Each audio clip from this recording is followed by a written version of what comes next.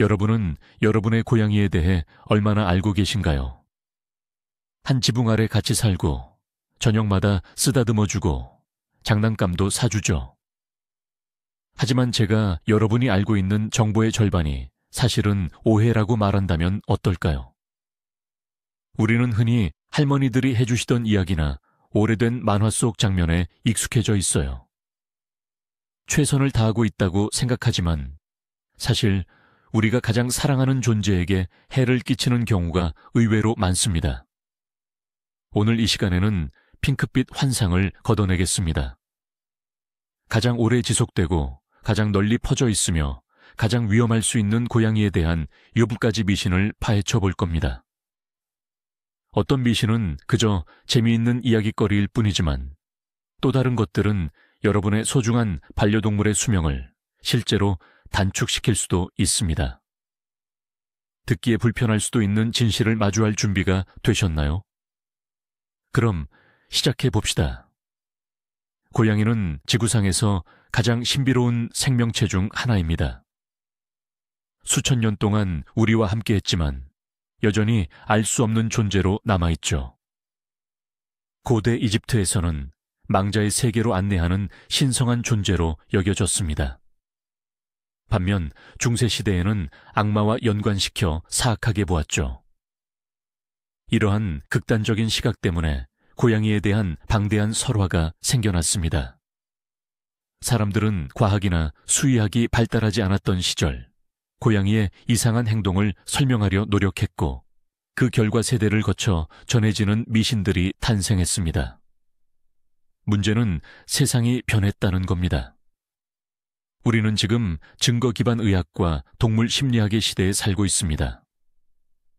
여전히 고양이가 아픈 곳 위에 누워 병을 고쳐준다거나 주인에게 복수하기 위해 신발에 오줌을 싼다고 믿는 것은 단순히 순진한 것을 넘어섭니다. 그것은 무책임한 행동이죠. 오늘 우리는 오직 과학적 사실과 생물학에만 근거하여 이야기할 것입니다. 우리가 가진 문화 코드에 깊숙이 자리 잡은 가장 흔한 이미지부터 시작해보죠. 첫 번째 미신입니다. 고양이는 우유를 엄청 좋아하고 또 우유가 고양이에게 좋다는 믿음입니다. 어떤 동화책이든 떠올려보면 접시에 담긴 우유나 크림을 핥고 있는 아기 고양이가 꼭 나옵니다. 우리는 이걸 우리 털복숭이 친구에게 주는 완벽한 식사라고 여기는 거죠. 하지만 이제 생물학적인 관점에서 이걸 자세히 들여다봅시다. 우유는 기본적으로 젖먹이의 음식입니다. 자연은 새끼가 태어난 후 첫 몇 주 동안만 먹이도록 설계했습니다. 어미 고양이의 우유에는 오직 아기 고양이에게만 필요한 독특한 단백질과 지방이 들어있습니다. 성묘에게는 전혀 필요 없는 성분이죠. 아기 고양이가 성장하면서 몸은 변화합니다. 생후 4개월쯤이 되면 고양이를 포함한 대부분의 포유류는 락타아제 생성을 멈추게 됩니다. 이 단어를 꼭 기억하세요. 락타아제. 락타아제는 유당, 즉 우유 속의 당분을 분해하는 역할을 하는 특별한 소화 효소입니다. 성묘에게 유지방이 가득한 우유를 주면 무슨 일이 벌어질까요? 고양이는 지방과 단백질 냄새에 끌려 그걸 아주 맛있게 마실 겁니다. 하지만 고양이의 몸속에서는 엄청난 문제가 시작됩니다. 성묘는 우유 속 유당을 분해하는 효소인 락타아제가 부족하기 때문에 유당이 위장에서 소화되지 못하고 그대로 대장으로 내려가게 됩니다. 거기서 발효 과정이 시작되죠. 이는 과도한 가스 발생, 복부 팽만, 경련성 복통을 유발하고 심각한 설사로 이어지는 경우가 많습니다. 당신이 심각한 알레르기나 불내증이 있는 음식을 먹었을 때의 느낌을 한번 상상해 보세요. 기분 좋을 리가 없죠. 당신의 고양이도 똑같은 고통을 느낍니다. 하지만 고양이는 집사님, 배가 너무 아파요. 제발 그만 주세요. 라고 말할 수가 없습니다. 고양이는 그저 고통을 묵묵히 참을 뿐입니다. 그리고 집사님은 고양이가 우유를 싹 다 비웠으니 아무 문제 없을 거라고 오해하게 되는 겁니다. 물론 세상이 흑백인 건 아니죠.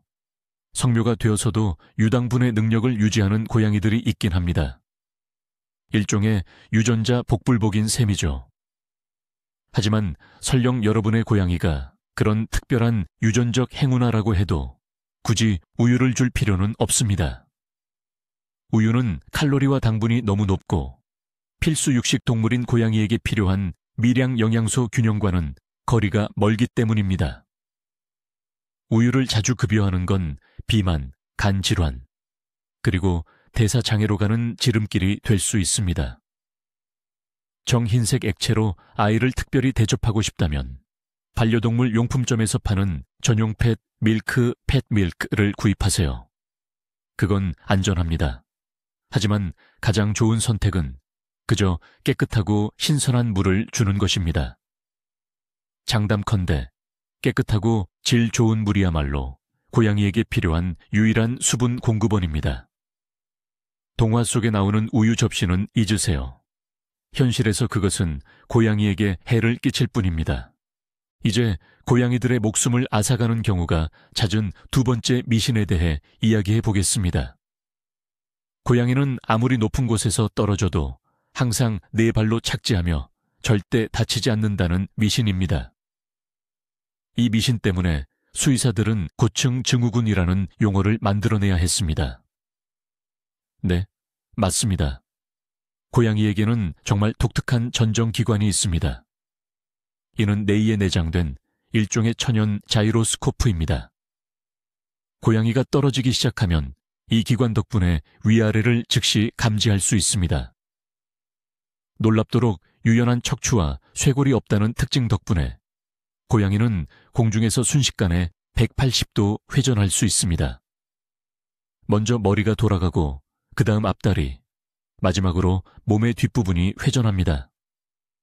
또한 낙하 속도를 늦추기 위해 등을 낙하산처럼 둥글게 만듭니다. 정말 마법처럼 보입니다. 그리고 바로 이 마법 때문에 사람들은 10층의 창문도 무심코 활짝 열어두곤 하는 것입니다. 하지만 물리적인 한계는 분명히 존재합니다. 이 반사작용에는 엄격한 제한이 따르죠. 첫 번째는 바로 높이입니다. 역설적이게도 3층이나 4층 높이에서의 낙하가 7층에서 떨어지는 것보다 더 위험한 경우가 많습니다. 왜 그럴까요? 낮은 높이에서 떨어질 때는 고양이가 몸을 웅크릴 시간이 부족하기 때문입니다. 몸을 돌릴 틈이 없어 옆구리나 등으로 땅에 부딪히게 되죠. 이는 심각한 내장기관 손상과 척추 골절로 이어집니다. 하지만 엄청난 높이 역시 안전을 보장하지는 않습니다. 물체의 낙하 속도는 어느 시점까지 계속 증가합니다. 9층 높이에서 땅이나 아스팔트에 부딪히는 충격은 설령 네 발로 착지한다 하더라도 엄청난 부하로 작용합니다. 발의 뼈는 그 충격을 견디지 못하고 부러지게 되며 관성에 의해 아래턱이 아스팔트에 부딪히는 경우가 흔합니다. 이는 턱골절과 심각한 뇌 손상으로 이어집니다. 여기에 예상치 못한 변수까지 더해야 합니다. 고양이들은 높은 곳에서 일부러 점프해서 떨어지는 것보다 무언가를 쫓다가 미끄러져서 떨어지는 경우가 훨씬 많습니다. 처마나 창틀에서 팔이나 새를 쫓다가 말이죠. 떨어지는 순간 고양이가 당황하거나 발톱이 어디에 걸려서 공중에서 자세가 흐트러질 수 있습니다. 게다가 실내에서 지내는 많은 집 고양이들은 과체중인 경우가 흔합니다. 살찐 고양이는 돌덩이처럼 떨어집니다. 이럴 때는 어떤 공기역학도 도움이 되지 않습니다. 고양이가 어떤 높이에서든 살아남는 슈퍼히어로라고 믿는 것은 범죄적인 태만입니다. 창문에 설치하는 고양이 방충망, 즉 추락방지망은 사치나 일시적인 유행이 아니라 가장 기본적인 안전수칙입니다. 고양이의 행운을 시험하지 마세요. 그 행운은 당신이 생각하는 것보다 훨씬 더 빨리 끝납니다. 세 번째 미신, 고양이가 골골송을 부르면 행복하다. 아마도 고양이의 언어를 해석할 때 가장 흔하게 저지르는 실수일 겁니다. 우리는 보통 이렇게 생각하죠. 개가 꼬리를 흔들면 기쁘고 고양이가 골골거리면 편안하다고요. 고양이를 쓰다듬을 때 들리는 그 아늑한 트랙터 소리를 들으면 우리도 마음이 놓이죠. 하지만 고양이의 골골송은 우리가 생각하는 것보다 훨씬 더 복잡하고 다면적인 도구입니다. 이것은 단순히 미소나 기분을 나타내는 것을 넘어섭니다. 이것은 소통의 방식이자 스스로를 조절하는 수단입니다. 고양이는 물론 편안함과 안전함을 느낄 때 골골거립니다. 하지만 심한 스트레스, 공포, 그리고 고통을 느낄 때도 똑같이 골골거립니다. 수의사들은 부상당한 동물들을 진료할 때 종종 큰 골골송을 듣게 됩니다. 고양이는 극심한 고통을 겪는 출산 중에도 골골거리고요. 심지어 죽음을 앞둔 고양이들조차도 마지막 순간에 골골송을 부르는 경우가 많습니다. 과학자들은 이 현상을 설명할 충격적인 이론을 내놓았습니다. 연구 결과에 따르면 고양이 골골송의 주파수는 20Hz에서 152Hz 사이로 다양하게 나타납니다. 놀랍게도 이 주파수 대역은 물리치료에서 뼈와 힘줄의 재생을 촉진하고 통증을 완화하는 데 사용되는 주파수와 정확히 일치합니다. 결국 고양이의 골골거림은 스스로를 치료하는 자가 치유 메커니즘이었던 겁니다. 고양이는 신경계를 진정시키고 몸속 재생 과정을 시작하기 위해 일종의 내부 진동 마사지기를 작동시키는 것입니다. 즉, 나 지금 힘들어 스스로를 달래는 중이야 라고 말하는 고양이만의 신호인 셈입니다. 그러니 만약 당신의 고양이가 구석에 숨어 떨고 밥도 거부하는데도 유난히 큰 소리로 골골거린다면 이는 만족한다는 신호가 절대 아닙니다. 이것은 도움을 요청하는 간절한 신호입니다. 행복해서 내는 골골거림과 아파서 내는 골골거림은 어떻게 구별할 수 있을까요? 항상 상황과 고양이의 몸짓 언어를 함께 살펴보세요. 고양이의 상태를 소리만으로는 판단할 수 없습니다. 만약 고양이가 무릎 위에 편안하게 누워 발을 풀고 눈을 가늘게 감은 채 천천히 꾹꾹이를 하고 있다면 이것은 행복입니다. 하지만 몸이 긴장되어 있고 귀는 머리에 바싹 붙어 있으며 눈동자가 확장되어 있고 꼬리가 초조하게 떨린다면 이것은 스트레스입니다. 이런 상황에서 골골거리는 소리는 고양이가 자신 주변에 일종의 안전지대를 만들려는 시도입니다. 세부적인 부분에 세심하게 관찰하세요. 만약 그 골골송 뒤에 숨겨진 고통을 제때 발견한다면 당신의 이러한 미묘한 이해가 반려동물의 건강을 지켜줄 수 있습니다. 네 번째 미신은 고양이의 시력, 즉 눈과 관련된 겁니다. 고양이는 완전한 어둠 속에서도 볼 수 있다. 많은 집사님들은 자기 반려묘의 눈에 군대에서 쓰는 야간 투시경 같은 장치가 내장되어 있다고 확신합니다. 밤에 불을 끄더라도 우리는 고양이에게 방이 대낮처럼 환하게 보일 거라고 생각하죠. 하지만 사실은 그렇지 않습니다. 고양이도 절대적인 어둠 속에서는 볼 수 없습니다. 시력을 유지하려면 우리처럼 고양이에게도 빛의 입자, 즉 광자가 필요합니다. 만약 빛이 한 줄기도 들어오지 않도록 완전히 밀폐된 지하실에 고양이를 가둔다면 그 고양이는 사람과 마찬가지로 아무것도 보지 못할 겁니다. 다만 고양이의 눈 구조는 우리와 확실히 다릅니다. 사물을 구별하는 데 필요한 빛의 양이 우리보다 약 6분의 1 정도밖에 되지 않습니다. 창문 너머의 달빛이나 TV 충전 표시등이 주는 그 아주 미세한 빛만으로도 고양이에게는 충분한 겁니다. 이들의 뛰어난 야간 시력의 핵심은 바로 타페툼입니다. 이것은 망막 뒤쪽에 위치한 특별한 세포층인데 마치 거울처럼 작동합니다. 빛이 망막을 통과해 타페툼에 닿으면 반사되어 다시 망막을 한 번 더 지나가게 됩니다. 이렇게 하면 시신경 말단이 정보를 포착할 기회가 2배로 늘어나는 효과를 얻습니다. 우리가 고양이에게 손전등을 비췄을 때 그들의 눈이 섬뜩한 녹색이나 노란색으로 빛나는 것도 바로 이 타페툼 때문입니다. 이것은 단순히 빛의 반사 현상일 뿐이죠. 하지만 모든 것에는 양면이 있듯이 여기에도 단점이 있습니다. 낮에는 고양이가 사람보다 시력이 떨어집니다. 색상 구별 능력이 낮고 사물을 보는 시야도 덜 선명합니다. 이들의 시력은 밝은 햇빛 아래서 세부 사항을 파악하는 것보다는 해질녘 어스름 속에서 움직임을 감지하는 데 최적화되어 있기 때문입니다. 그런데 고양이들은 어떻게 밤에, 심지어 아주 캄캄한 어둠 속에서도 아무데도 부딪히지 않고 집안을 돌아다닐 수 있을까요? 이때 중요한 역할을 하는 것이 바로 비브리사, 즉 우리가 흔히 수염이라고 부르는 기관입니다. 이것은 단순히 예쁘게 보이려고 길게 난 털이 아닙니다. 고양이 수염은 초정밀 내비게이션 장치입니다.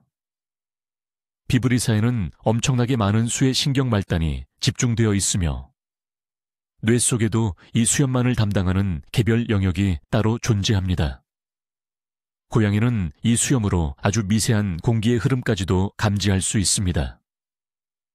고양이가 장애물에 가까이 다가갈 때 공기가 압축되면 수염은 물리적인 접촉이 일어나기 훨씬 전에 그 압축된 공기를 포착해냅니다. 말 그대로 고양이는 이 수염을 이용해 먼 거리에서 공간을 더듬어 확인하는 셈입니다. 그렇기 때문에 고양이는 눈을 감고도 방향을 잡을 수 있습니다. 그러니 우리가 알고 있는 그 통념은 부분적으로만 맞습니다. 눈은 빛을 필요로 하지만 고양이 수염은 어떤 캄캄한 어둠 속에서도 완벽하게 레이더처럼 작동합니다. 5번째 오해입니다. 고양이는 9개의 목숨이 있어서 어떤 병이든 혼자서 다 나을 거라는 믿음이죠. 고양이처럼 낫는다는 말, 혹시 들어보셨나요? 하지만 이것은 수많은 반려동물의 목숨을 앗아가는 아주 위험한 착각입니다. 고양이는 통증을 숨기는 데 있어서는 가히 마스터라고 할 수 있습니다. 야생의 습성상 약점을 보이는 건 곧 생존의 위협을 의미합니다. 만약 다리나 배가 아프다는 걸 드러내면 더 큰 포식자의 먹이가 되거나 자신의 영역을 잃게 되죠. 그래서 고양이는 진화하는 과정에서 고통을 소리 없이 꾹 참는 법을 배웠습니다. 개처럼 낑낑대거나 불평하지 않습니다. 그저 평소보다 활동이 줄어들고 잠을 더 많이 자거나 옷장 같은 구석에 숨어버릴 뿐입니다.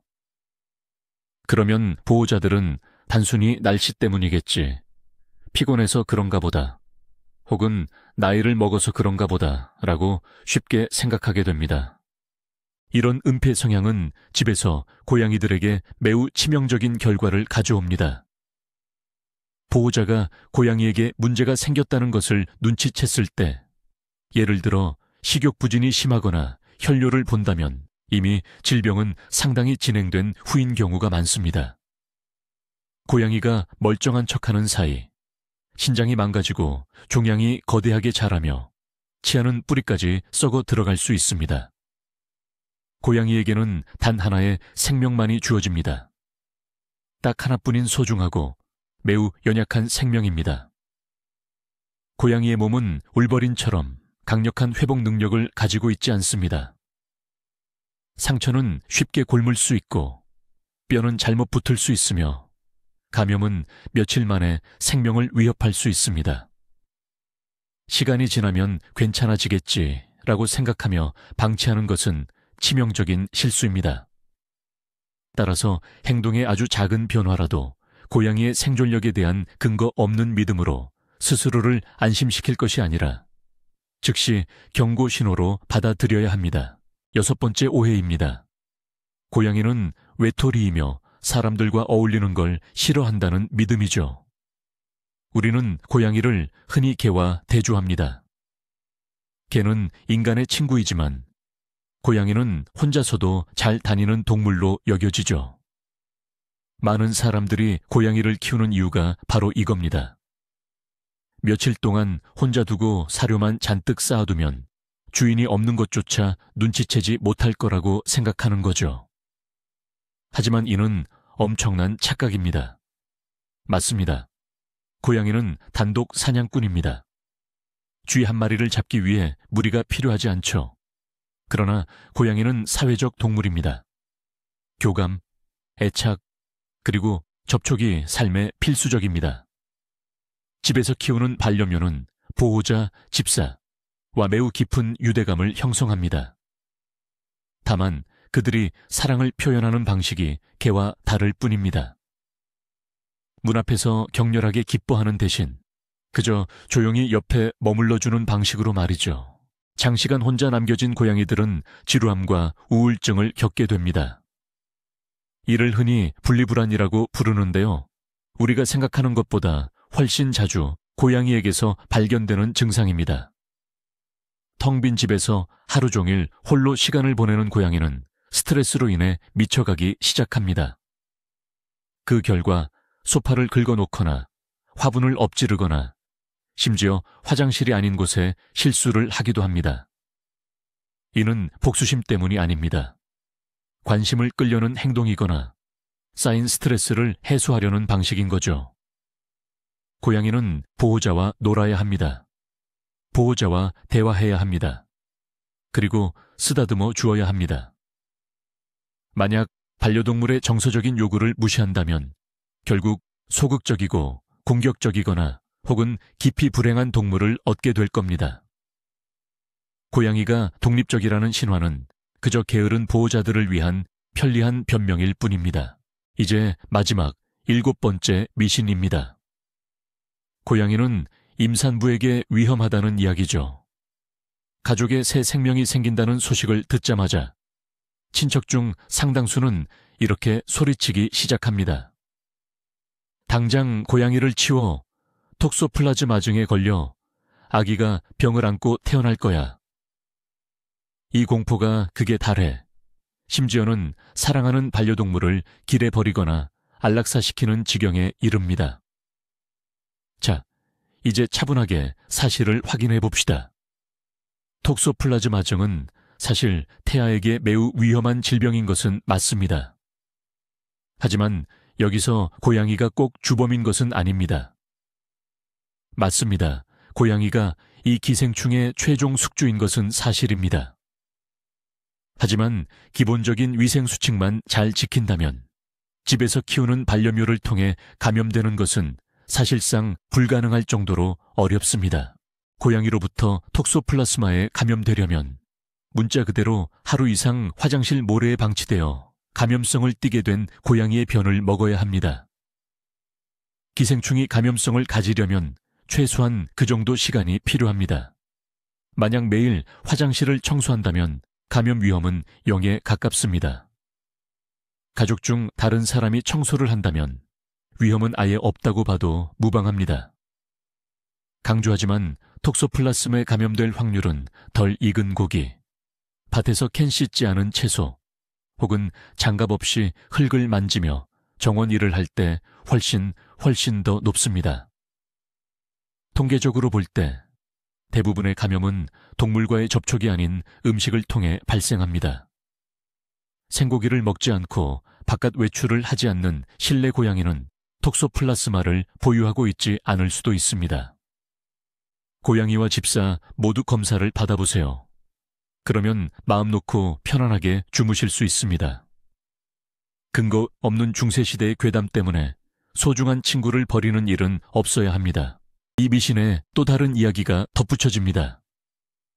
고양이가 아기에게서 우유 냄새가 나니까 아기를 질식시킨다는 내용이죠. 하지만 이건 완전히 헛소리입니다. 고양이는 따뜻한 것을 매우 좋아합니다. 아기가 따뜻하니까 그 옆에 눕거나 혹은 위에 올라가려고 시도하는 것뿐입니다. 고양이가 아기의 숨을 빨아먹는다거나 일부러 목을 조르는 일은 없습니다. 물론 아기를 반려동물과 단둘이 보호자 없이 두어서는 안 되는 것은 당연합니다. 하지만 이 규칙은 고양이뿐만 아니라 강아지나 앵무새 같은 다른 반려동물에게도 똑같이 적용되는 안전 수칙입니다. 간단한 주의와 상식만 있으면 모든 문제를 해결할 수 있습니다. 올바른 방식으로 고양이와 아이를 서로 소개해주고 헛된 미신 때문에 미리 겁먹지 않는다면 고양이와 아이는 최고의 친구가 될 수 있습니다. 이 미신들을 바로잡는 일은 단순한 지적 유희가 아닙니다. 이는 곧 우리 반려묘의 삶의 질이 걸린 문제입니다.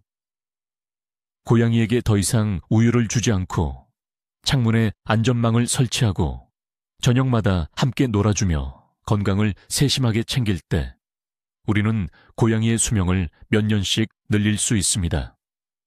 그리고 단순한 동거를 진정한 우정으로 바꿀 수 있죠.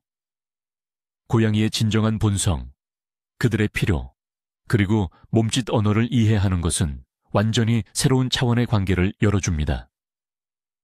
여러분은 더 이상 단순한 옆집 사람이나 집사에 머물지 않습니다. 여러분은 진정한 파트너가 되는 것입니다. 그리고 믿으셔도 좋습니다. 건강하고 이해받으며 감사할 줄 아는 고양이가 여러분에게 주는 사랑은 그 어떤 미신을 만든 사람도 상상하지 못했을 만큼 클 것입니다.